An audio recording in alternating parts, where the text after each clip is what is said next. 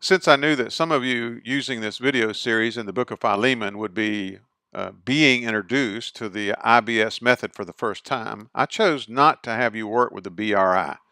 I've introduced it to you here toward the end of the video series on the book of Philemon, but we didn't do any work with the BRI while we were doing our three-step process of observation, interpretation, and application.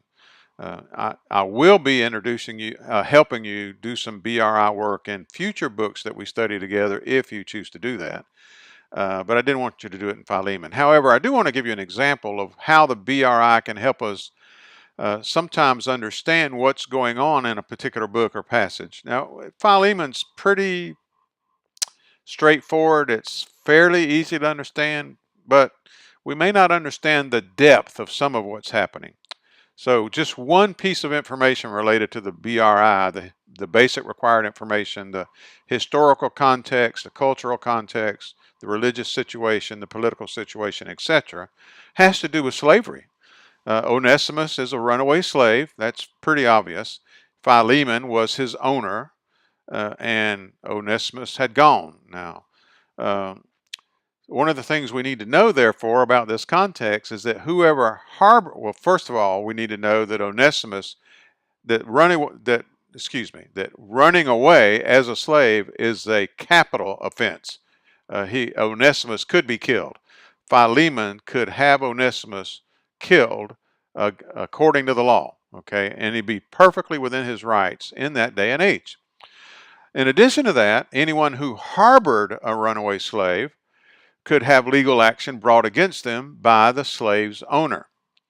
In addition to that, even if they don't bring legal charges against the person harboring the runaway slave, they automatically are liable, or they automatically owe whatever amount of money that is equal to the number of days' work that has been lost due to the slave not being on site doing his or her work.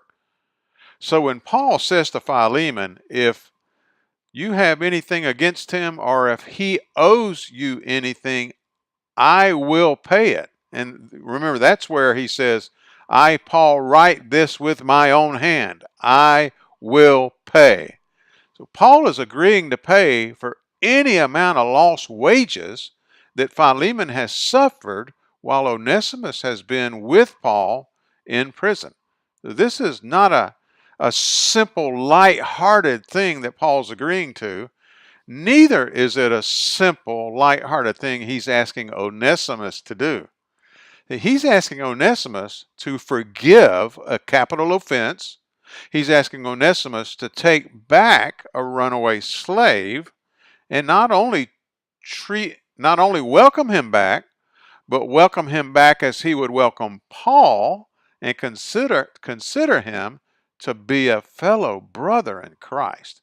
So given the cultural context of slaves and slave owners, there's a lot going on here. And so this is an example of how sometimes the BRI really can help us when we get to the interpretation phase and we start considering possible responses to some of our brainstorming questions that we've asked in that part of interpretation where we're asking questions of meaning and we're asking all those why questions, okay? And so that's why I wanted you to know at least that much about the BRI before we leave our study on Philemon. Now, before we leave our study on Philemon, of course, we need to do application. And that's what we're going to start in the next video. Remember, observation, what does the text say? Interpretation, what does it mean? Application, what should I do?